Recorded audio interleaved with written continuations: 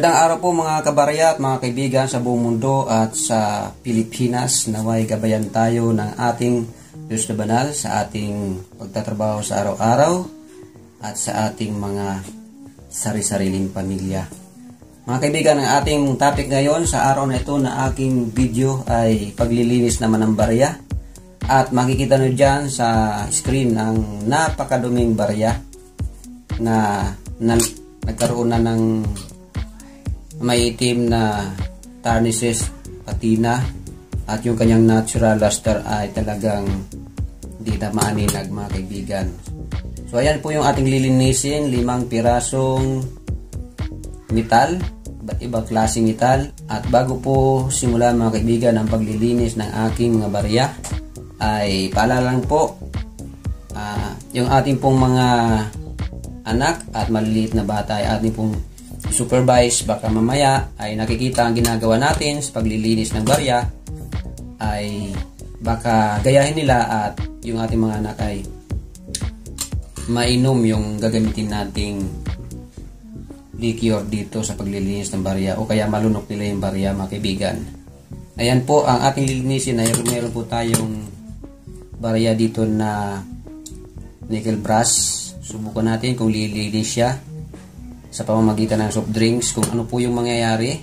Isa po itong experiment mga kaibigan. Meron din po copper nickel. Ito po yung copper nickel natin na lilinisin. Kung ano yung magiging epekto ng soda, soft drink sa kanya. At ito naman ang bronze. So super itim na po. Mga gusto ng mga ibang kolektor ay malinis yung kanilang coins. Kaya ito po ay magkakaroon ng idea kung ang soda po ba or soft drinks ay nakakalinis. Ayan po, brass. At ito pong isa ay brass plated steel. Ayan po. Plated steel na brass. Brass plated steel, nickel brass, copper nickel, brass at saka bronze. Ayan po yung ating susubukan at eksperimento kung ito po ay lilinis sa ating gagamitin na soda or soft drinks. Ayan po, ito po yung ating materials na gagamitin, malamig pa. Ayan. At meron po tayong materials na gagamitin or tools, empty cans. Meron po din po tayong mababaw na container cover. Ayan po. At ang gagamitin po natin ay itong may takip na empty plastic. Ayan. Diyan po natin lalagay ang barya mga kaibigan.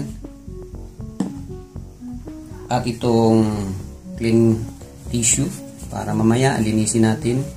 So ano nga po ba ang magiging resulta sa ating paglilinis ng iba't ibang metal sa coin gamit ang soft drinks. So alam ko marami nang nakakapanood, pero ito mga kaibigan ay gumamit tayo ng iba't ibang klase ng metal. So tunghayan po natin hanggang matapos ang video para malaman natin kung ano yung magiging resulta ng ating coin.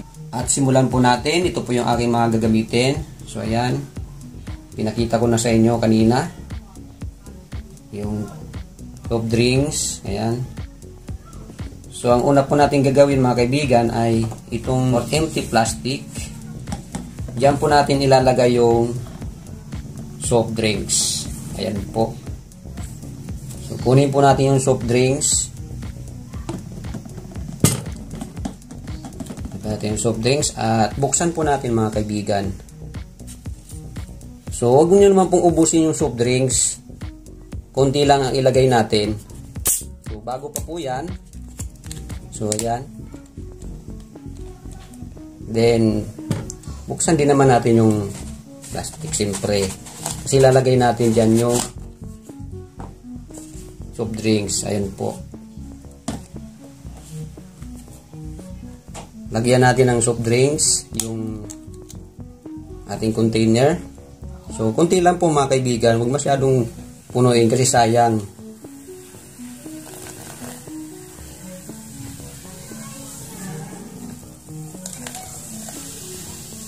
So, ayan po, nalagyan na natin ng soft drinks yung ating empty container. Ayan na po. Then, dyan po natin ilalagay yung 5 iba't ibang klaseng metal na coins. Then, hantayin natin ng 1 to 2 hours, mga kaibigan. Ayan po, hulog na natin ang ating mga barya sa ating experiment ng paglilinis. Para magka-idea kayo kung paano linisin ang barya at kung epektibo ba ang soft drink sa paglilinis ng barya. At isa pa pong paalala pala, bago kong makalimutan, ay ang mga hard to find coins, semi hard to find coins, rare coins, at valuable coins, mga antique coins na may mahalaga na token, ay huwag nyo pong lilinisin gamit ang acids like soft drinks kasi mawawala na po yung kanyang natural luster at bababa na yung value. Simulan po natin ang paghulog ng barya. Ito naman ay copper nickel. Hulog natin itong brass coin. Then itong brass plated steel. At lastly, itong napakaduming bronze.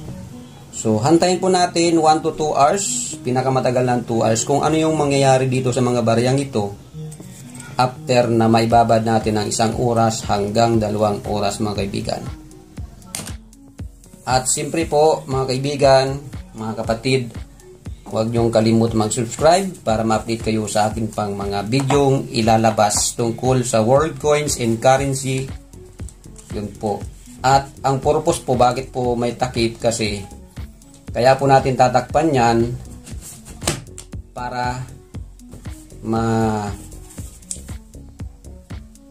para yung natural spirit or yung huwag sumingaw yung acid dito sa container, para mas maganda yung resulta. At pwede na po natin alugin yan habang hinihintay natin yung 1 to 2 hours. Mas maganda po kasi alugin yan or kalugin, kasi bakit po?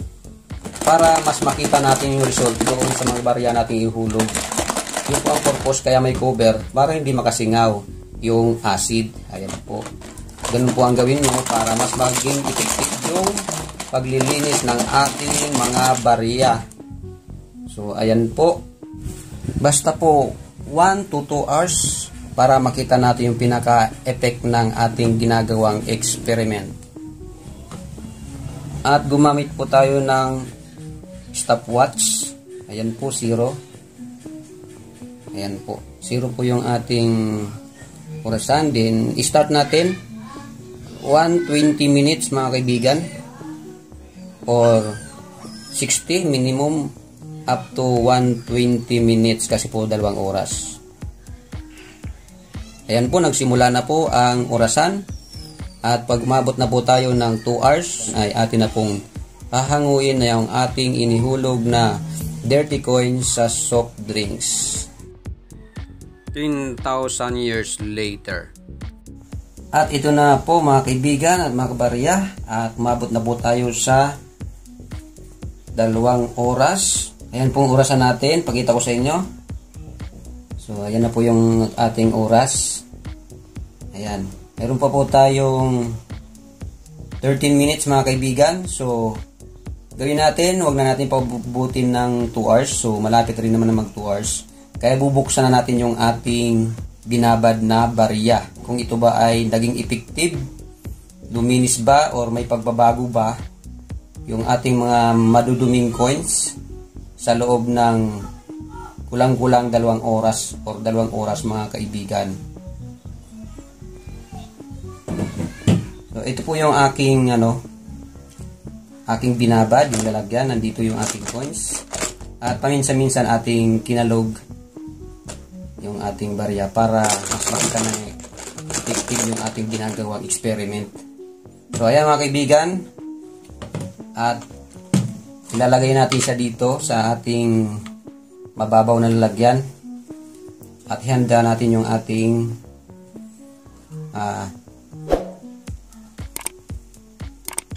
malinis na tissue. Yan po mga kaibigan.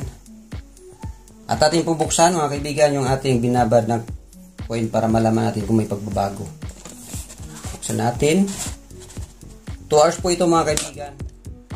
At kung hindi natin makita ang magandang result ay subukan natin ang 24 hours. So ngayon tingnan natin after 2 hours ano po bang nangyari doon sa ating binabad na 5 klase ng metal gamit ang soft drinks. So po, at ilagay po natin sa ating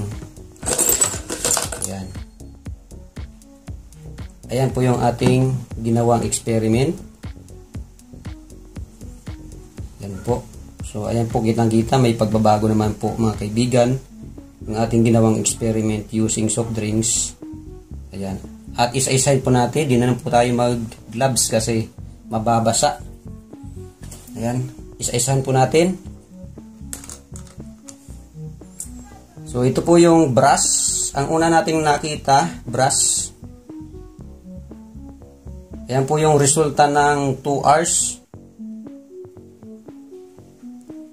Ayan po, 2 hours po siyang binabad sa soft drinks or soda. Ito po yung naging result. So, luminis po siya, oh. Nawala yung mga itim, mga dumi, yung patina na kumapit mga kaibigan, nawala, oh.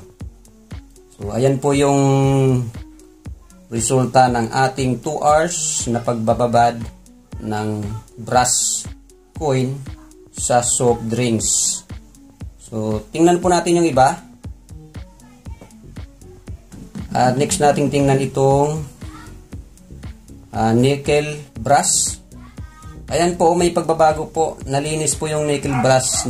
Natanggal yung mga patina, mga dumi. So, mayroon pong pagbabago sa loob ng 2 hours yung ating eksperimento gamit ang soft drinks sa nickel brush. At isunod po natin itong copper nickel mga kaibigan ay nagkaroon po ng pagbabago within 2 hours. Medyo luminis yung ating copper nickel. Ayan po.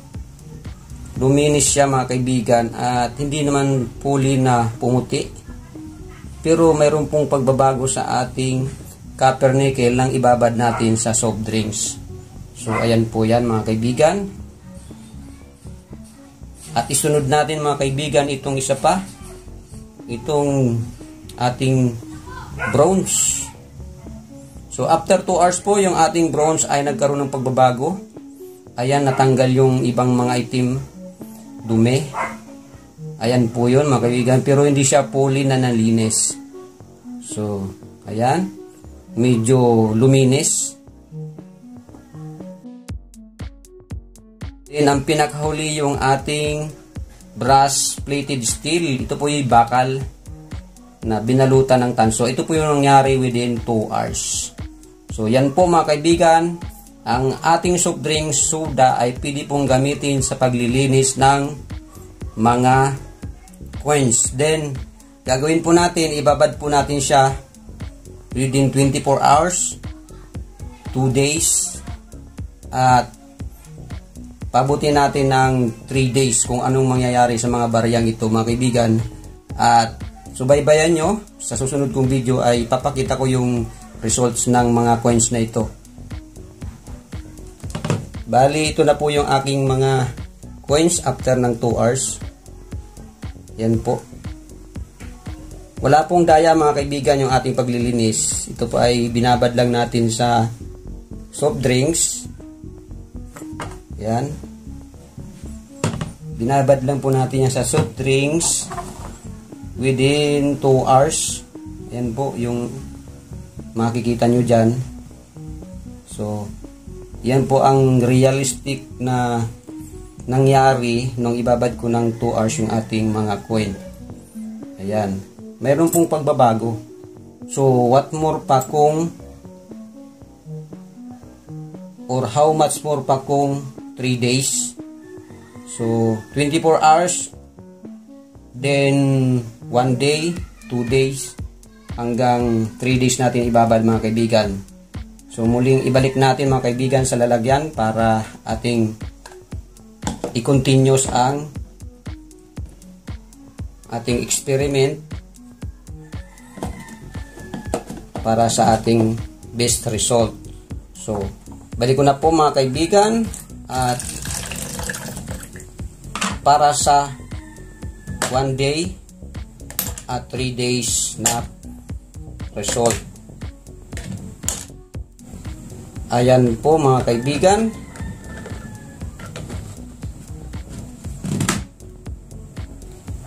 At maraming salamat po sa panonood sa aking video. Naway nakatulong sa inyo at nagkaroon ko ng idea kung paano linisin yung ating mga coin token na madudumi. God bless you all. Bye-bye!